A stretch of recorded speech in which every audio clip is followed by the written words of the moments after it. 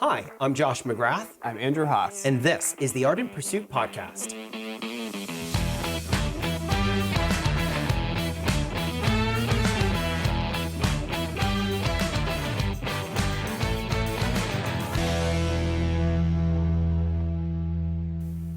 Welcome back.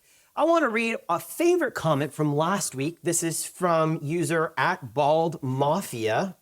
Great name. Yes, it is. One of our new subscribers on YouTube. Love it. And he said this: I like the message in these podcasts, but I can't say that I love how matter of fact the guy in the floral shirt is despite not being married. Now, you might be confused about which one of us is in the floral shirt, but not being married is pretty clear. And so I was like, I need to record a response to this guy. And so I did that earlier this week. And so let's hit play on my response. So tell me, you have experience. I have quite a bit of experience. Not, like exactly doing it, but I've studied it. And I talked to people who have done it. I've seen the videos, and I feel very confident that with my knowledge, I could do it, no problem. Then you can handle this. It's no problem. It's like no problem whatsoever. Piece of cake, piece of crumb cake.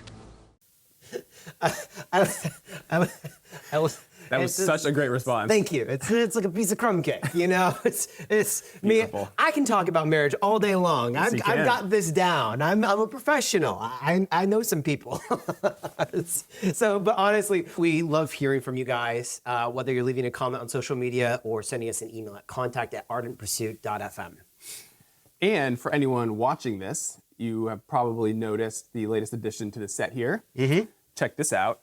We have custom coasters with our logo on it. Yeah, buddy. Let's show the camera here. These amazing custom coasters. So between now and Christmas, every single week, we are going to be giving a pair of these custom coasters away to one lucky winner. And how are you eligible to win? Well, all you have to do is post or reshare one of our videos on any of our social media platforms.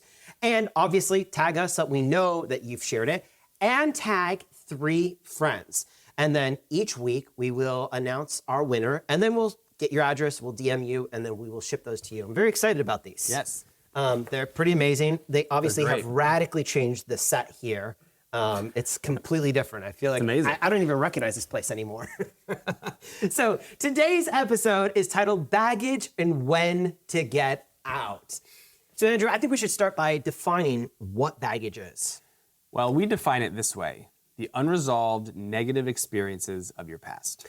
Now, I think probably some people listening are like, this is a very random topic. Yeah. In the pursuit of a romantic relationship, why are we taking a pit stop to talk about baggage? And we put a lot of thought into this episode. And why are we talking about baggage at this moment? Right. Why did this even become a podcast topic? Yeah. Well, we want to draw attention to the importance of moving forward in health despite having negative experiences in your life. Why is that important?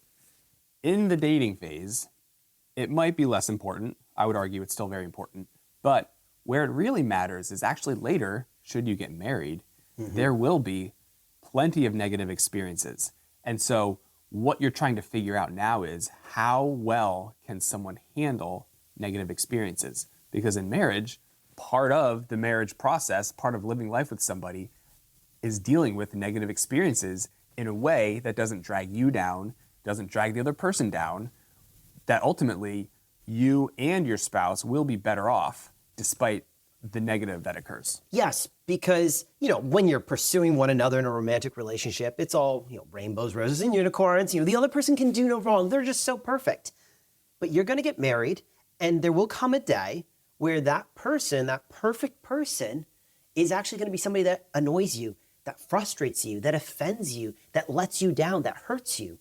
And so how you deal with negative experiences before you get married is indicative of how you will likely walk through negative experiences once you are married. And the goal is to find somebody who knows how to walk through those negative experiences in a healthy and holistic manner. And marriage is a journey. It is a trajectory. You're going somewhere as a couple, and baggage will drag you down. It will slow you down. It will slow her down. the whole deal. It just gets in the way. And so what people really need to lean into is how to handle it, how to recognize it, Yeah. how to handle it in a way where you and her are going to be better off in the future. The goal is to actually find a woman who demonstrates the character quality of understanding the value and importance of moving towards health, healing, and wholeness. A woman who understands that she needs to run to Jesus despite the negative experience that she's had, because that characteristic inside of marriage is beautiful. That is gold. That is something that every man should be pursuing. You know, on social media right now, there's this trend of people, making videos or posts listing all the character qualities or characteristics that they're looking for in a potential spouse. And one of the popular ones right now, are women posting, about a man who's dealt with, his trauma. And I think that's a misuse of the word trauma. Really what they're talking about is baggage. Right. We live in a trauma-obsessed culture today. It's very fashionable to say that you've experienced trauma. And there is real acute trauma that people go through. But there's a difference between that and fashionable trauma that people love to just advertise they have. It's like, who's the biggest victim? Well, who has the most trauma? And it's like, we're not actually discussing trauma. We're actually discussing baggage. But regardless, unresolved, it becomes baggage and you become a victim to it. That's true. Too often we either bring our past into our present, that's a problem, or we just simply ignore it or try to ignore it and sweep it under the rug, but both of them are problematic. Yeah, there's kind of a trend right now with our generation, millennials, where they love to lay blame at their upbringing for their current circumstances, for what they believe, for how they feel, for what they're experiencing. You see it all the time online where millennials are blaming the older generation for their economic woes. And meanwhile, you took out $250,000 in student loans to get an underwater basket weaving degree. And you're angry that society doesn't have a job for you that pays you six figures. Your negative experience was a result of your own decision making. Don't lay blame on your parents' generation or on society as a whole for decisions you made. You need to deal with your negative experience because of the decisions that you made. And instead of dealing with them, there's this satisfaction that people have to just blame. I mean, it's sin. It's just human nature to lay blame on other people for where they're at now. Yeah, I mean, by many accounts, I had an incredible upbringing, but there were some distinctly negative aspects that if I were to carry them forward in my life, I could use them as a reason to not do something or to say, I can't do this because of my past or I'm unable to go there. That's where the problem is. That's where the negative that I may have had in my past becomes baggage. So often people are quick to identify by their baggage. And that becomes a part of their identity, which is so unhealthy. We live in a victim-based culture where everyone's trying to be the bigger, better victim. And the reality is you can't be both a victim and a victor at the same time. And so if you're going to let your past negative experiences define your value, define your worth, define who you are, you'll never actually be able to move forward in health, healing, and wholeness, which will actually negatively impact any type of relationship you want to pursue and ultimately covenant. And that's a point I think worth highlighting. It's not so much the baggage that might exist, it's what's the posture toward it. And someone who has a healthy posture toward their negative and someone who has a healthy posture toward the negative things in their past is going to be able to not only handle that, which is what you want, but they're going to be able to use that in a way that's probably going to help people going forward. Think about it. A lot of what you find helpful in somebody else is something they've learned from their past. It could be, business experience, relational experience, but oftentimes the things that we offer as help to other people are things that we've had to go through, challenges we've had to overcome. So what you're really looking for in somebody isn't somebody perfect, but it's rather someone who can see the imperfections that they have and realize, I'm going to work on this and I'm going to put in the work and do what's necessary to make sure the future is better. One of the things that I think about, when it comes to baggage, negative experiences that shape us, the natural tendency to lay blame elsewhere to justify where we're at in life or our behaviors or beliefs, is that for the believer, Paul says that I've been crucified with Christ. It is no longer I who live, but Christ who lives in me. And so as a believer, the old man, Josh, the victim, Josh, has died with Christ. And the new man, which is Christ in me, is victorious. Christ is a victorious king. And it is antithetical to the gospel to identify as a victim that cannot overcome, because you've actually died with Christ, who is victorious, and you are rising again with him, even in this life, already but not yet. You are rising in this life, identifying as one who's been crucified with Christ. And we see that when Paul writes that Christ in you is the hope of glory. And so there's an opportunity for the believer to walk out health, restoration, and freedom because they've died with Christ. They are not enslaved to being a victim. They don't have to lay blame on the culture or on their family or on their negative experiences anymore. There is a future ahead of them that is defined by who Jesus is, not by on what they've experienced. What we need to be aware of is, in a culture where we are often coddled, negative experiences can often be defined as trauma. Yeah. And that's problematic and probably a whole different topic. But what we want to be careful with doing is defining a difficulty in our life as trauma. Yes. Because there's real trauma and then there is fashionable trauma. Yes, because real trauma, is going to result in one of two things. Either you're going to walk towards healing, health, and wholeness and end up with a scar as a result, or you're going to kind of maintain that trauma and it's going to be an open wound that's just not being dealt with.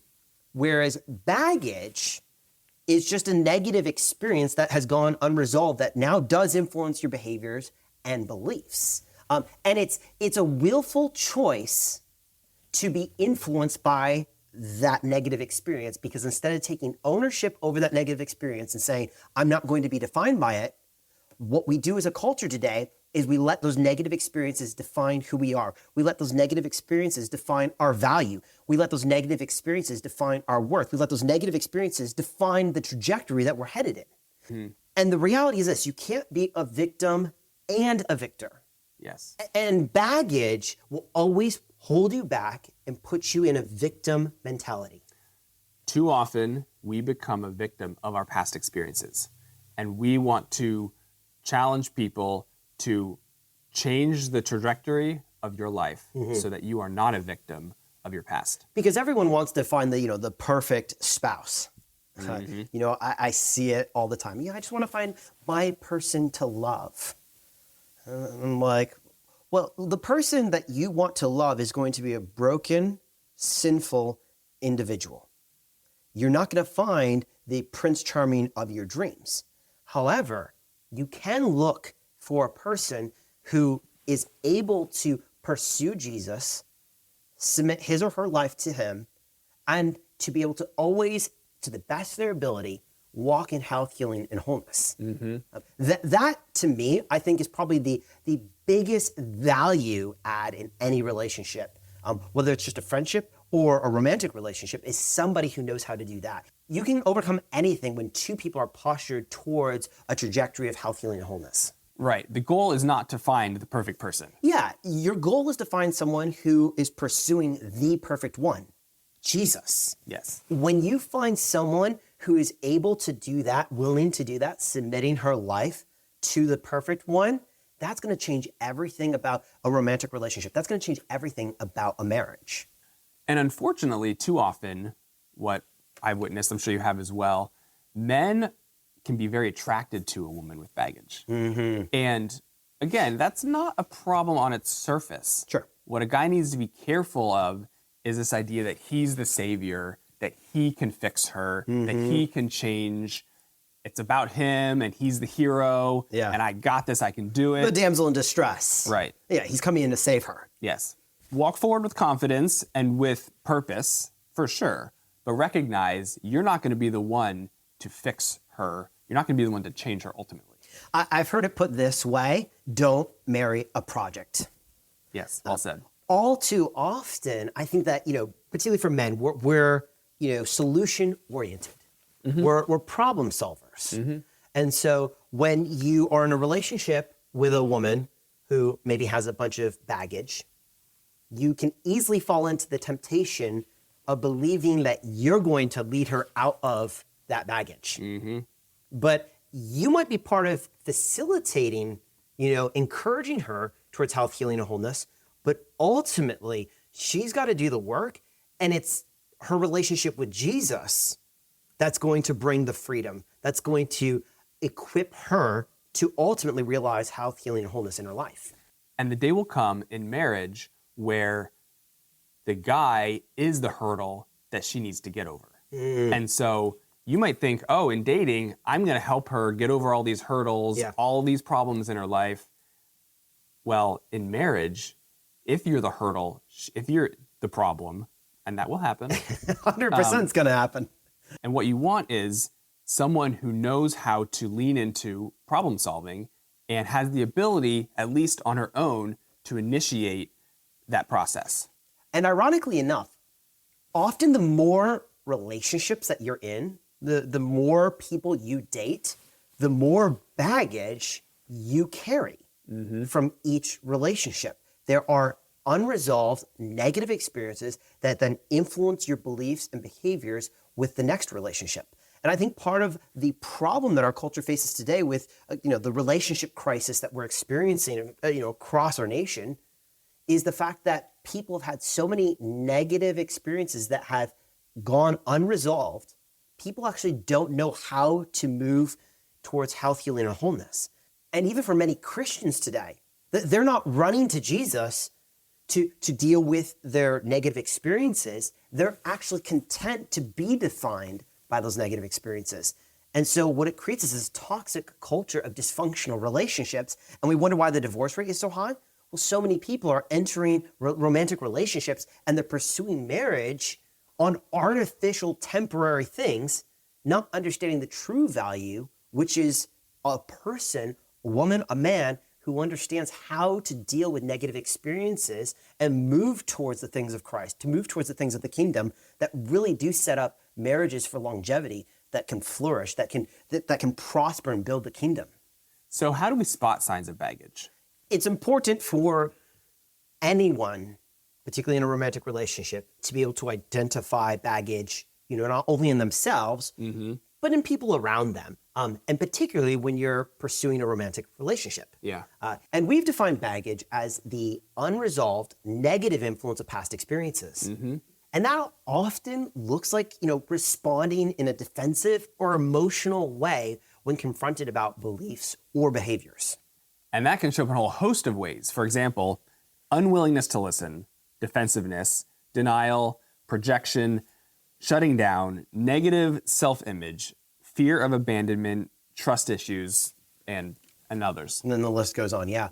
When you're confronted with these types of behaviors, it's really important, particularly in a romantic relationship, not to ignore those and to assume that, well, whatever, I don't want to have the hard conversation right now. It is actually very important to lean into the tension in those moments and to explore why such behaviors are existing in that moment. I think as men, I don't know if we're conflict adverse by and large. A lot of us are. But there's kind of this natural tendency to just kind of keep the peace.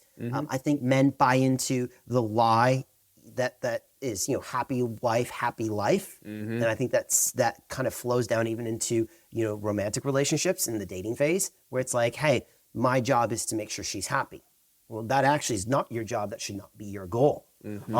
Your goal actually should be to lead her towards health, healing, and wholeness. And that's going to be found in the Lord. And so you need to be leading her to Jesus. You need to be leading her to the one who can ultimately fulfill her needs. And these aren't deal breakers for somebody, including yourself. Yeah. If people have these tendencies, that's not a problem necessarily. The problem is if you can't deal with them or at least talk about them in a productive way. Yeah, because guess what, gentlemen? You yourself have plenty of negative experiences that have shaped your beliefs and behaviors. Yes. So you don't want your romantic relationship to be defined by trying to identify the baggage in each other. That's Right. really unhelpful and that's really unhealthy. It's so important that for the woman, for the man, that you enter that relationship with grace and compassion for one another. That's extremely important. However, you should not ignore the fact that sometimes, even in the midst of having grace and compassion, there may be baggage that one of you are bringing to the table that actually may be a deal breaker. Yes. And so I guess the question is there any baggage that should cause you to consider ending a relationship? There is, and it's not going to be a line in the sand. It's going to be different for everybody. Sure. But broadly speaking, there are two categories, denial and stubbornness. If she refuses to acknowledge that baggage exists, that would be something to seriously consider. And if she refuses to get help with it. And this is why we talk about the importance of men being under authority and surrounded by accountability. Because when you begin to talk about things like, denial or stubbornness when it comes to baggage, you as the man don't want to be making that decision in isolation and you alone. You want to be inviting in wisdom and counsel into that process because ending a relationship is a really serious thing. I know that culturally people are just, happy to date, and then they break up and then they date again, they break up, and it's kind of this serial, cycle that people have. It is. And ironically, though, that's the thing that often gives people baggage. Which, it's crazy. And so if you are going to end a relationship, you want to do so in a way that is honoring and respectful to her, but you want to make sure you're doing that with counsel, with wisdom, inviting in authority and accountability into that process. Because at the end of the day, this is all about, pursuing a romantic relationship that leads towards a flourishing marriage. That's the goal. Why else would you enter into a romantic relationship? And so if you've got the vision of a flourishing marriage, if you've got the vision of covenant ahead of you, suddenly how one deals with past negative experiences really matters in your process of determining, is this someone that I can enter into covenant with? It's important to note that the presence of stubbornness or denial is not a deal breaker in and of itself. Now, it's absolutely something to pay attention to. That we are saying. We're not saying definitively what you need to do in your specific situation. Yeah. We're giving some principles and some guidelines for how to take the first step toward a productive outcome. I think that's a great place to conclude because we actually have two general principles that we want you to apply this week. Number one, if you are in a relationship and you've observed some concerning behaviors or beliefs, go to your authority and accountability and invite their wisdom and counsel in to determine whether there needs to be some ongoing conversations there. And number two, don't become the baggage she carries into her next relationship.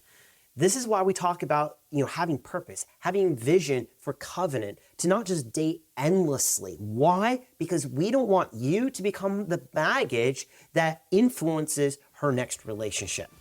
As always, we love having you here on the Art and Pursuit podcast, and we look forward to having you here next time.